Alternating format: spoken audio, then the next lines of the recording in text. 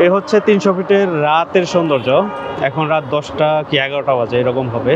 আর এই 300 ফিটের সবচেয়ে আকর্ষণীয় প্লেস হচ্ছে এরকম যে গোল চত্বর, সেই গোল চত্বরগুলো এখানে আসলে সবাই ছবি তোলে। আর এইদিকে চলে গেলেও এই রাস্তাটা হচ্ছে নীলা মার্কেটের, যেখানে সবাই আসে হচ্ছে হাঁসের মাংস খেতে।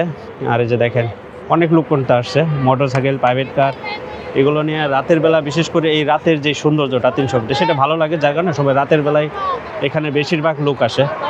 আর এই যে এই গোল চত্বরের আশেপাশে ছবি তুললে ছবিগুলো অনেক ভালো লাগে। তো যাই হোক, আমরা আসছিলাম, একটু পরে যাব হচ্ছে নীলা মার্কেট, খাবো হচ্ছে হাঁসের মাংস। তো যাই হোক, আপনাদের একটু এই 300 ফিটের যে রাতের সৌন্দর্যটা, সেই সৌন্দর্যটা আপনাদের একটু দেখাইলাম। এই যে দেখেন অনেক বাইক আসছে। আরেকটা কথা, এখানে আসলে কিন্তু আপনারা ডিএসএলআর পেয়ে যাবেন, প্লাস হচ্ছে যে ভালো ভালো বাইক R15 এগুলোর সাথে ছবি তুলতে পারবেন।